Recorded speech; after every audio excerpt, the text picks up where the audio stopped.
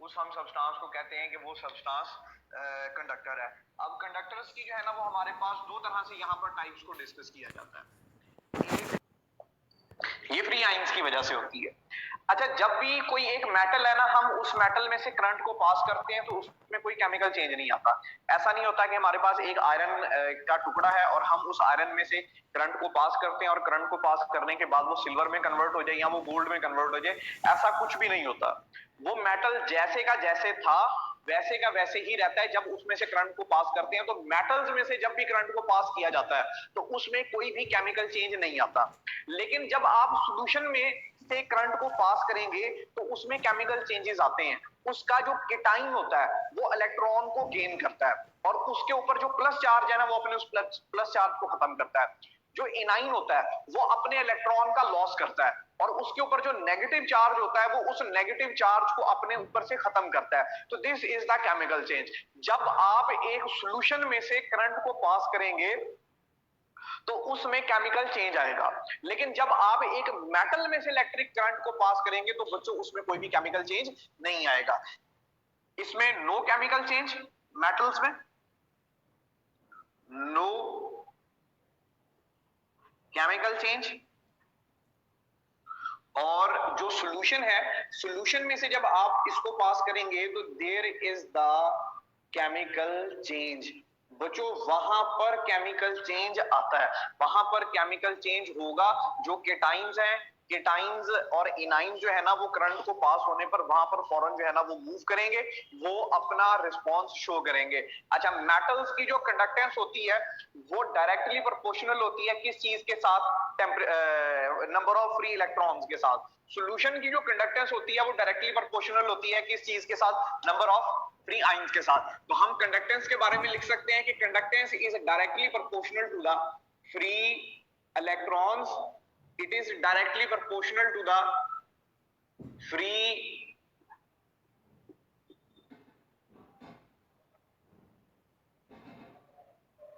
Free ions. ये इन दोनों के डायरेक्टली प्रोपोर्शनल, जैसे जैसे आप इन दोनों को बढ़ाएंगे वैसे वैसे इनकी कंडक्टेंस जो है ना वो बढ़ती जाएगी। अच्छा, मेटल्स में से जब आप मेटल का टेम्परेचर बढ़ाएंगे, हमारे पास एक मेटल है, आप उस मेटल का टेम्परेचर बढ़ा देते हैं।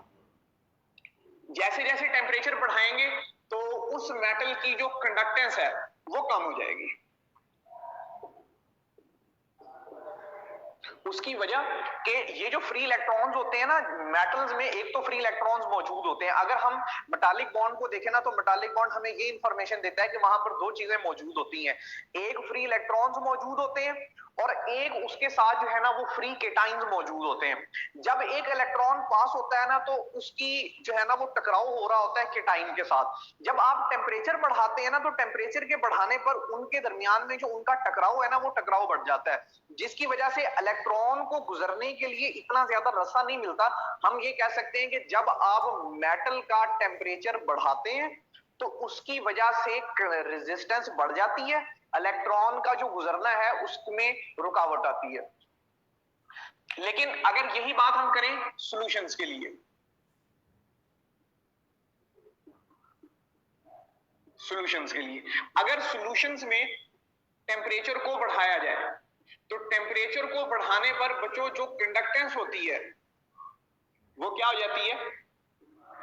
टेम्परेचर के बढ़ाने पर कंडक्टेंस बढ़ जाती है। उसका रीजन कि जब आप टेम्परेचर को बढ़ाते हैं तो टेम्परेचर को बढ़ाने पर नंबर ऑफ फ्री आयंस की तादाद बढ़ जाती है। जैसे जैसे नंबर ऑफ फ्री आयंस बढ़ेंगे वैसे वैसे कंडक्टेंस क्या होती जाएगी? बढ़ती जाएगी। अब इसके बाद next one is the electrolyte. Electrolyte,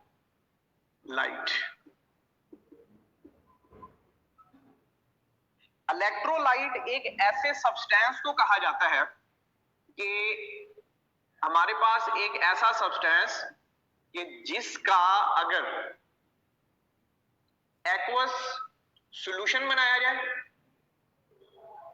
ठीक है, और इसके साथ या इसको हम मोल्टन स्टेट में लेके जाएं।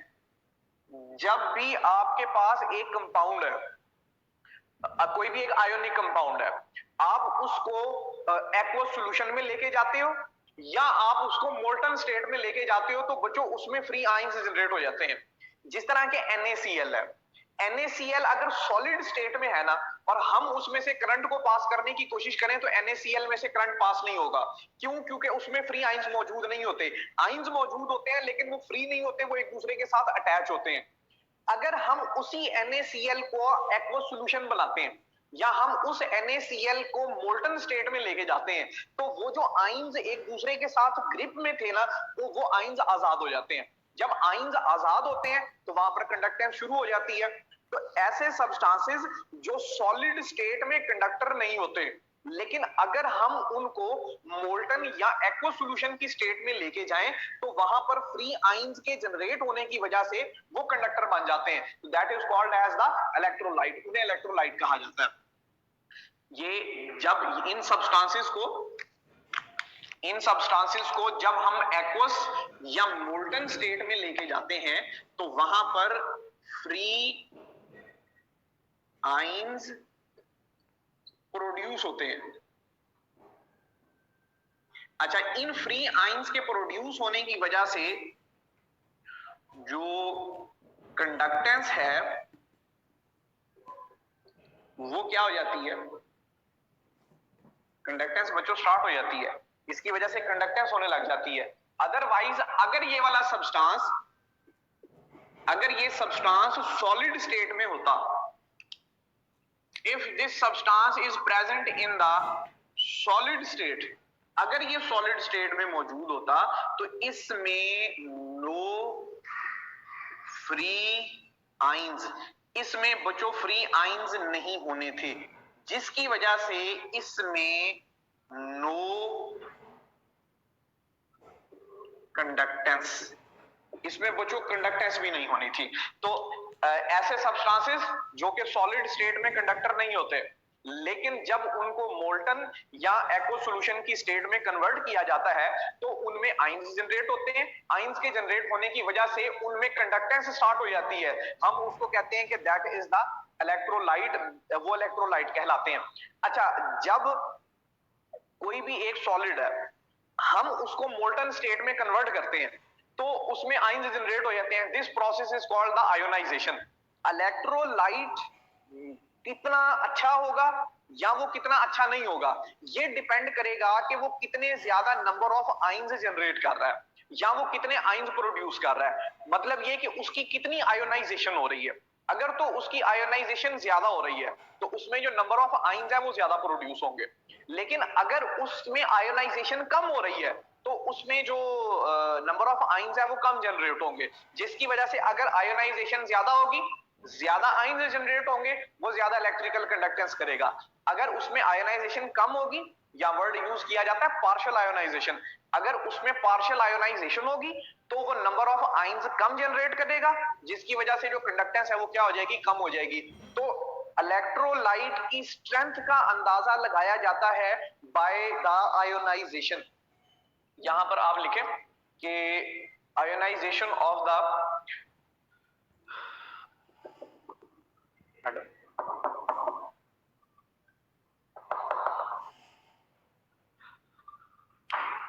आप यहां पर लिखें कि द स्ट्रेंथ ऑफ इलेक्ट्रोलाइट,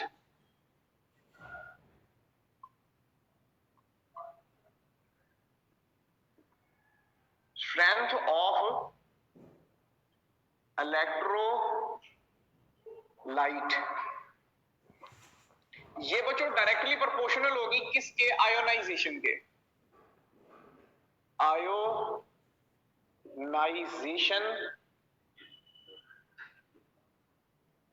जितने ज्यादा नंबर ऑफ आयंस जनरेट होंगे, आयोनाइजेशन जितनी ज्यादा होगी,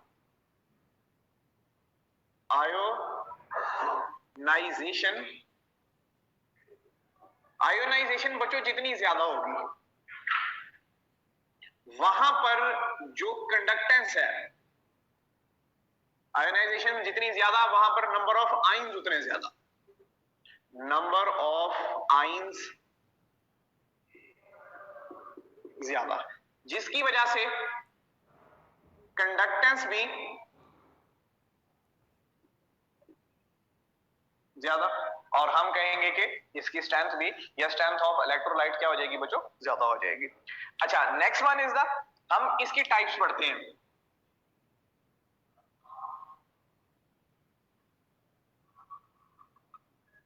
इसकी दो तरह से टाइप्स है। एक होते हैं जिनको कहा जाता है strong electrolyte.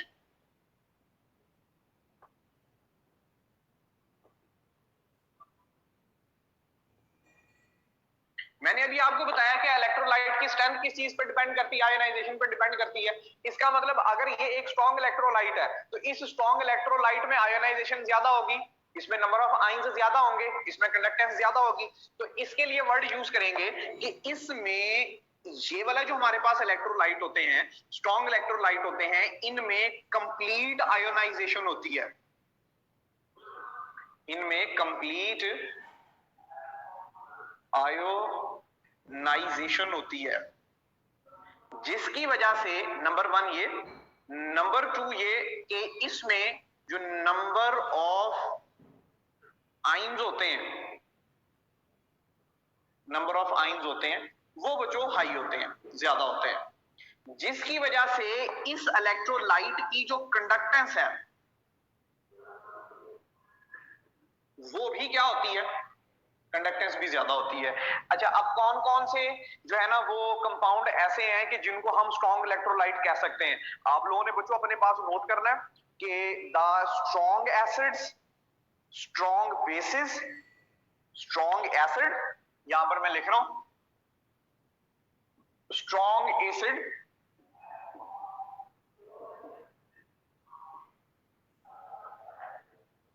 Strong acids like HCl, H2SO4 वगैरह, स्ट्रॉन्ग बेस जैसे कि NaOH, salt of strong acid, salt of strong acid and strong base,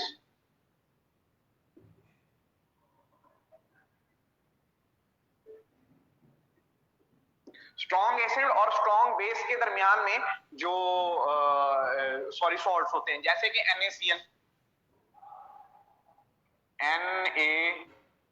ये वाली जो हमारे पास चीजें हैं ना, ये these are the good conductor of electricity. जब ये मोल्टन या एक्वा सॉल्यूशन की स्टेट में जाएंगे तो ये वहां पर ज्यादा नंबर ऑफ आयंस को प्रोड्यूस करेंगे, जिसकी वजह से इनकी कंडक्टेंस क्या होगी, ज्यादा होगी। फिर second one is the weak electrolyte, weak electrolyte,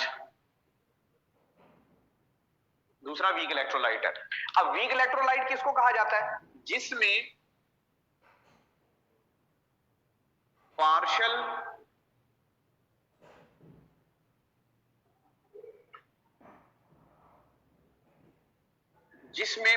ionisation होती है, कंप्लीट आयोनाइजेशन नहीं होती। इसकी वजह से इसमें जो नंबर ऑफ आइंस होते हैं, नंबर ऑफ आइंस वो लो बनते हैं। अच्छा, नंबर ऑफ आइंस के कम होने की वजह से जो इसकी कंडक्टेंस होती है,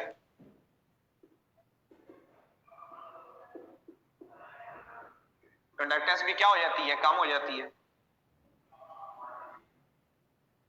ठीक है, तो ये अब इसकी एग्जांपल अगेन जैसे हमने वहां पे लिखा strong acid, strong base and salt of strong acid and strong base, यहां पर जो बच्चों हमारे पास होगा ना, that is about the weak acid and weak base. It is the weak acid and weak base. ये वाले जो दोनों जैसे कि NH4OH, NH4OH या H2CO3, बच्चों ये वाले जो दोनों है ना, ये जो मैंने लिखा है ये एक स्ट्रॉन्ग बेस है, और ये जो मैंने लिखा है ये एक ये जो मैंने लिखा है ये एक वीक बेस है। ये बेस है, ये बेस की एग्जांपल आएगी, और ये नीचे वाला जो है ना ये एक एसिड की एग्जांपल है। तो ये एक वीक बेस है और ये एक वीक एसिड है। जो वीक बेस है it is the weak electrolyte, जो वीक एसिड है it is also the weak electrolyte. फिर एक टर्मिनोलॉजी यूज की जाती है इलेक्ट्रोलिसिस की, इलेक्ट्रोलिसिस।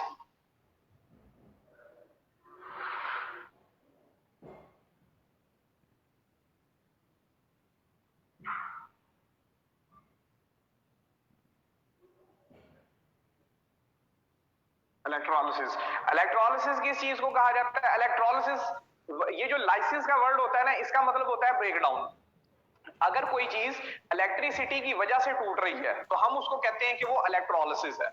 अगर कोई चीज वाटर की वजह से टूट रही है तो हम उसको कहते हैं कि ये हाइड्रोलिसिस है। अगर कोई चीज वाटर लाइट की वजह से टूट रही है तो हम उसको कहते हैं कि इट इज द फोटोलाइसिस। यहां पर वर्ड इलेक्ट्रोलिसिस यूज हुआ है तो इसका मतलब हमारे पास ये है कि वाटर की वजह से चीजें टूटेंगी या वाटर की वजह से जो है ना वो हमारे पास कोई चीज बनेगी। अब जिस तरह के आप देखें कि हम अगर एक इलेक्ट्रोलाइट लेते हैं, इलेक्ट्रोलाइट का मतलब अब जब हमने टर्म इलेक्ट्रोलाइट यूज कर दिया तो इसका मतलब या तो हमारे पास एक्वा सॉल्यूशन होगा या हमारे पास वहां पर जो है ना वो मोल्टन स्टेट होगी। जब भी आपके पास किसी भी कंपाउंड की एक्वा स्टेट होती है या उसकी मोल्टन स्टेट होती है तो उसमें उसमें आयंस मौजूद होते हैं। आयंस में दो चीजें हैं, एक होता है केटाइन जिस पर पॉजिटिव चार्ज होता है और दूसरा हमारे पास होता है एनाइन जिस पर नेगेटिव चार्ज होता है। ये एक बात तो ये हो गई। दूसरा, ये वाला जो सारा काम हम करते हैं ये किया जाता है इन द सेल। इलेक्ट्रोलिसिस का जितना भी काम होता है ना ये सारे का सारा इलेक्ट्रोलिसिस का जो काम होता है ये सेल में किया जाता है। सेल में दो तरह के इलेक्ट्रोड्स होते हैं, एक उसमें होता है मौजूद जिसको हम कहते हैं कि वो कैथोड है, दूसरा होता है जिसको हम कहते हैं कि वो एनोड है। जो कैथोड होता है ना मोस्टली कैथोड पर नेगेटिव चार्ज होता है और जो एनोड होता है ना एनोड पर जो है ना वो मोस्टली पॉजिटिव चार्ज होता है। अब जब हम करंट को पास करते हैं तो करंट को पास करने पर क्या होता है कि आयंस जो है ना वो अपने अपने इलेक्ट्रोड्स की तरफ मूव करते हैं। जैसे कि मैं यहां पर एक सेल ड्रॉ करता हूं, ये हमारे पास एक सेल है, इस सेल में आयंस मौजूद है, इस सेल में पॉजिटिव आयंस मौजूद है प्लस और इसमें बच्चों नेगेटिव आयन मौजूद है जो कि माइनस है। ये एक इलेक्ट्रोड ये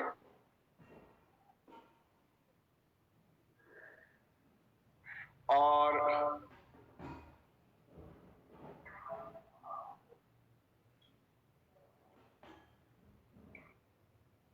दूसरा इलेक्ट्रोड ये।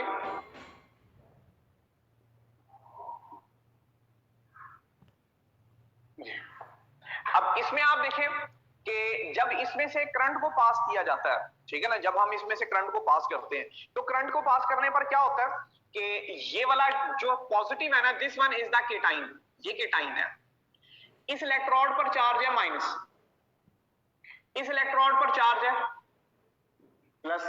जब करंट पास करेंगे ना तो ये जो पॉजिटिव वाला केटाइन है ये मूव करता है टुवर्ड द नेगेटिव इलेक्ट्रोड, ये जो नेगेटिव वाला आयन है ये मूव करता है टुवर्ड द पॉजिटिव इलेक्ट्रोड, ये पॉजिटिव इलेक्ट्रोड की तरफ जाता है। अच्छा, अब यहां पर हमारे पास क्या होता है, negative A9, A9 move, A9 जो है ना वो मूव करता है, A9 move toward, A9 move करता है टुवर्ड द एनोड जिस पर पॉजिटिव चार्ज होगा वो हमारे पास क्या कहलाएगा, सॉरी कैथोड, ये कैथोड की तरफ मूव करेगा। और यहां पर हमारे पास वो किस साइड पे मूव करेगा, एनोड की तरफ मूव करेगा। या हम उसको लिख लेते हैं कि ये नेगेटिव, ये जो एनाइन है it move toward the positive electrode, ये पॉजिटिव इलेक्ट्रोड की तरफ मूव करेगा और मूव करने के बाद ये वाला जो एनाइन है ना ये वहां पर जाने के बाद डिस्चार्ज हो जाएगा। डिस्चार्ज होने का मतलब ये है कि इस पर जो नेगेटिव चार्ज है, फॉर एग्जांपल ये एक एनाइन है, इस पर माइनस चार्ज है, जब ये उस साइड पे मूव करेगा तो मूव करने के बाद इट रिलीज इट्स इलेक्ट्रॉन, जब ये अपने इलेक्ट्रॉन को रिलीज करेगा तो इलेक्ट्रॉन को रिलीज करने पर अब इस पे कोई चार्ज नहीं रहा, तो वर्ड यूज किया जाता है इट डिस्चार्ज इटसेल्फ।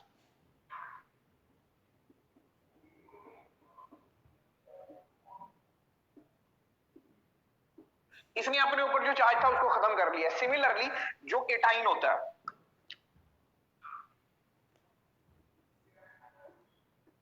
जो केटाइन है, केटाइन मूव करता है, मूव टूवर्ड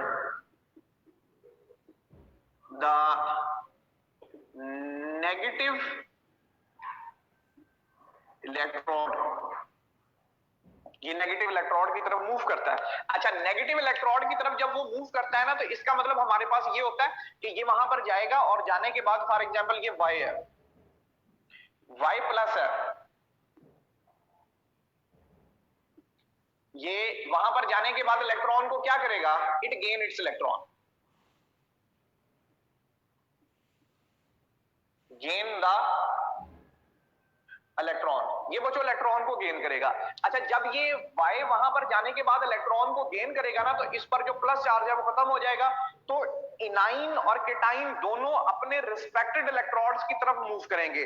केटाइन का रिस्पेक्टेड इलेक्ट्रोड बनता है जिस पर नेगेटिव चार्ज है, एनाइन का रिस्पेक्टेड इलेक्ट्रोड बनता है जिस पर प्लस चार्ज है। वहां पर जाने के बाद ये अपने इलेक्ट्रॉन का लॉस और गेन करेंगे, और उसके बाद जो है ना वो हमारे पास ये मैंने आप लोगों को पहले भी बताया कि वर्ड यूज किया जाता है कि ये अपने आप को वहां पर डिस्चार्ज करते हैं। अपने इनके ऊपर जो चार्जेस मौजूद हैं, ये अपने उन चार्जेस को वहां पर ओवरऑल निगलेक्ट करते हैं, ओवरऑल उसको खत्म कर देते हैं। अगर यहां तक किसी बच्चे का कोई क्वेश्चन है तो बताएं।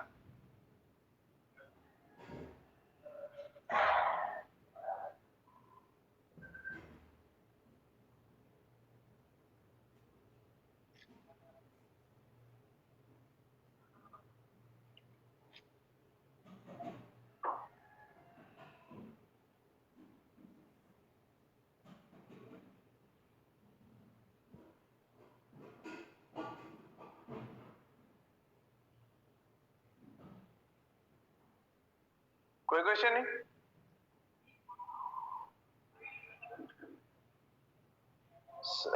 कौन सा पोर्शन सारा रिपीट कर दें?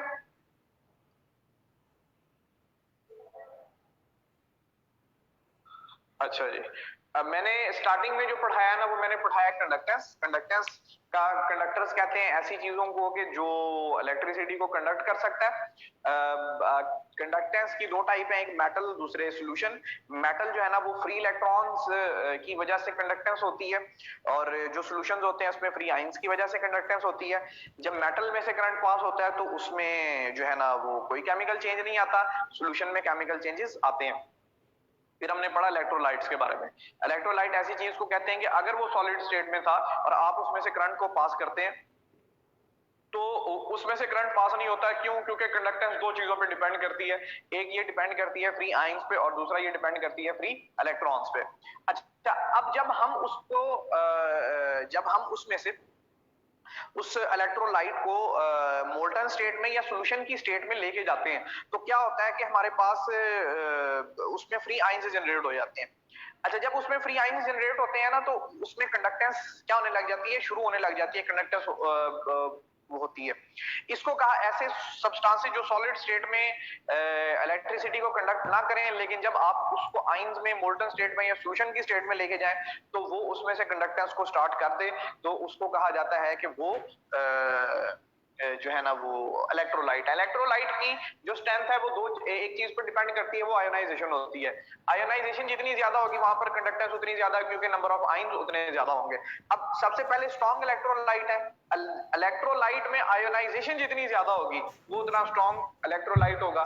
उसमें आयोनाइजेशन जितनी कम होगी, नंबर ऑफ आयंस उतने कम बनेंगे, तो वो उतना वीक उसमें वो होगा, इलेक्ट्रोलाइट होगा। फिर वर्ड यूज होता है इलेक्ट्रोलिसिस। इलेक्ट्रोलिसिस कहते हैं कि आप सॉल्यूशन में से करंट को पास करते हैं, उसमें जो मौजूद इलेक्ट्रोलाइट होता है जो कि आयंस की फॉर्म में होता है, वो अपने रिस्पेक्टेड इलेक्ट्रोड्स की तरफ मूव करता है। जो नेगेटिव है वो पॉजिटिव की तरफ जाता है, जो पॉजिटिव है वो नेगेटिव की तरफ जाता है। वहां पर जाने के बाद वो अपने चार्जेस को खत्म करते हैं और एटम्स या जो है न्यूट्रल मॉलिक्यूल्स में वो कन्वर्ट हो जाते हैं।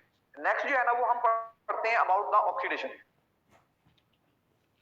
Oxidation and reduction.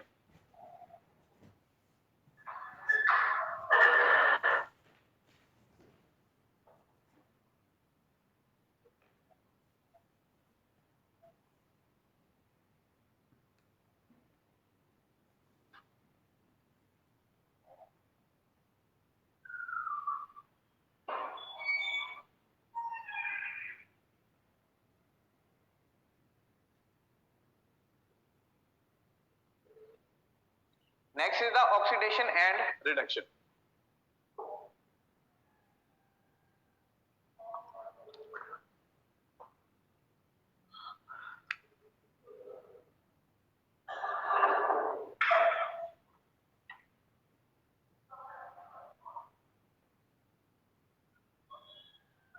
Oxidation and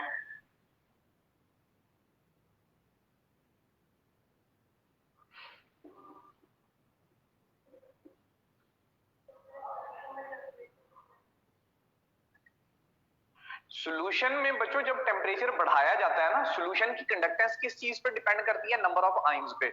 अब सॉल्यूशन में जब आपने एक इलेक्ट्रोलाइट सॉल्यूशन में ऐड किया ना, तो आयंस बन गए, लेकिन कुछ मॉलिक्यूल ऐसे हैं जो अभी आयन में कन्वर्ट नहीं हुए। जब आप टेम्परेचर बढ़ाएंगे तो वो मॉलिक्यूल टूटकर भी आयंस में कन्वर्ट हो जाएंगे। तो जितने ज्यादा जब आप टेम्परेचर बढ़ाएंगे, नंबर ऑफ आयंस बढ़ेंगे, जिसकी वजह से कंडक्टेंस बढ़ जाएगी। ऑक्सीडेशन एंड रिडक्शन, इसमें सबसे पहले जो है ना, वो हम क्लासिकल जो मेथड है ना, उसको हम यूटिलाइज करते हैं। सबसे पहले क्लासिकल मेथड।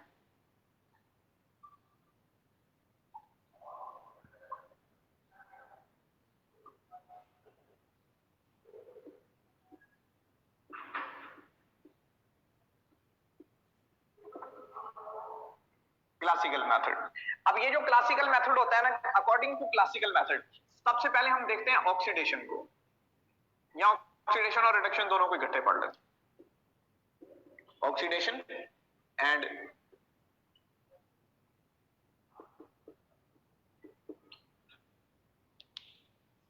ऑक्सीडेशन का मतलब होता है gain of oxygen. Oxygen atom जहां पर गेन होता है, या ये जो ऑक्सीजन है ना, oxygen is the most electronegative atom, ये मोस्ट इलेक्ट्रोनेगेटिव एटम है। दूसरी डेफिनेशन ये भी की जा सकती है कि it is the gain of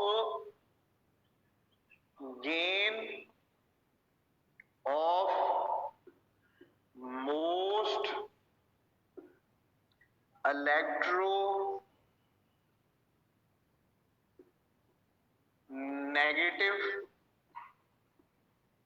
atom. Most electronegative atom का हमारे पास गेन होना। रिडक्शन कहा जाता है, reduction is the gain of, या ऑक्सीजन के लिहाज से अगर हम करें तो ये उसका रिवर्स हो जाएगा, हम लिखेंगे लॉस ऑफ ऑक्सीजन एटम, या वर्ड यूज किया जाता है कि loss of most electro negative atom. जब मोस्ट इलेक्ट्रोनेगेटिव एटम का लॉस होता है, इसी तरह से वर्ड यूज किया जाता है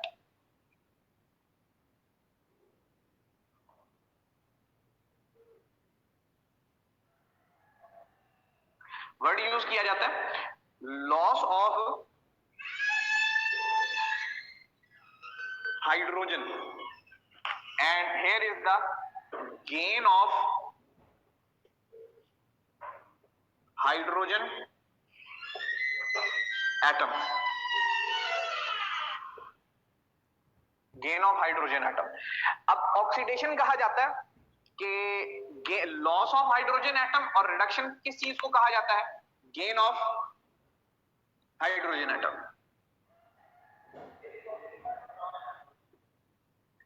एग्जाम्पलीफाई करते हैं। अच्छा, अब ये जो हाइड्रोजन एटम होता है ना, hydrogen atom is the most electropositive atom. Word ये भी यूज किया जा सकता है कि loss of electro positive atom, या यहां पर वर्ड यूज किया जा सकता है कि gain of electro positive atom. Gain of electro positive atom, तो इसको कहा जाता है कि ये रिडक्शन है, और ये वाली जो टर्म यूज हुई है ये ऑक्सीडेशन है। इसको एग्जाम्पलीफाई करते हैं। जैसे कि हम देखते हैं SO2 प्लस O2 रिएक्शन होता है, इस रिएक्शन में बनता है SO3 2SO3 2SO2 plus O2। आप ये देखें कि यहां पर जो सल्फर था, इस सल्फर के पास सिर्फ कितने ऑक्सीजन है? 2। यहां पर सल्फर के पास कितने ऑक्सीजन है? 3। तो सल्फर ने ऑक्सीजन को क्या किया? गेन किया। जब कोई ऑक्सीजन को गेन करेगा तो हम कहेंगे कि उसकी ऑक्सीडेशन हुई है। यहां से यहां तक जाते हुए जब ये मूव किया इसने, सल्फर यहां से लेकर यहां तक जब सल्फर मूव करता है तो वो जो सल्फर की हुई ऑक्सीडेशन, इट्स ऑक्सीडेशन, सल्फर की ऑक्सीडेशन होती है। ठीक है, सल्फर ने ऑक्सीजन को गेन किया है। फिर इसके बाद CO2 है, हम CO2 को तोड़ते हैं। जब CO2 का मॉलिक्यूल टूटता है ना तो ये कन्वर्ट होता है C में एंड प्लस O2। इसको बच्चों कहा जाता है कि चूंकि यहां पर आप देखें कि कार्बन के पास 2 ऑक्सीजन थे, यहां पर कार्बन के पास ऑक्सीजन नहीं है, कार्बन टूट गया और टूटने के बाद इसके पास कुछ भी नहीं रहा, तो हम कार्बन के लिए वर्ड यूज करेंगे कि चूंकि उसने ऑक्सीजन का लॉस कर दिया। जब भी लॉस ऑफ ऑक्सीजन होता है तो वो क्या होती है? रिडक्शन। तो यहां पर चूंकि लॉस ऑफ ऑक्सीजन हुआ, so this is called as the reduction. बच्चों हम इसको रिडक्शन का नाम देते हैं। यहां पर ऑक्सीडेशन हुई है क्योंकि उसने ऑक्सीजन को गेन किया है, यहां पर ऑक्सीजन का लॉस हुआ है, तो that's why it is called as the reduction. इसको रिडक्शन कहेंगे। सिमिलरली इसी तरह की हम एक और एग्जांपल डिस्कस करते हैं। अमोनिया NH3, ये है जी 2NH3। ये टूटता है, टूटने के बाद ये कन्वर्ट होता है into the N2 plus 3H2। ये आप देखें कि कितने नाइट्रोजन है यहाँ पे? 2। और यहाँ पर कितने हाइड्रोजन है? 6 है। नाइट्रोजन के पास यहाँ पर हाइड्रोजन था, लेकिन अगर आप यहाँ पर देखें तो नाइट्रोजन ने हाइड्रोजन का क्या कर दिया? लॉस कर दिया, हाइड्रोजन रिलीज हो गया। अब जब नाइट्रोजन हाइड्रोजन का लॉस करेगा, so the loss of hydrogen is called as the oxidation। तो हम यहाँ पे वर्ड यूज करेंगे कि जो नाइट्रोजन है, नाइट्रोजन की ऑक्सीडेशन हो गई। नाइट्रोजन की ऑक्सीडेशन हो गई क्योंकि बच्चों इसने लॉस ऑफ हाइड्रोजन एटम किया। ठीक है, इसी तरह से और भी हमारे पास एग्जांपल्स, जैसे कि अगर हम बात करें क्लोरीन की, क्लोरीन और जो हाइड्रोजन है, क्लोरीन और जो हाइड्रोजन है, क्लोरीन और जो हाइड्रोजन है वो एक दूसरे के साथ रिएक्शन करते हैं और रिएक्शन करने पर वो बनाते हैं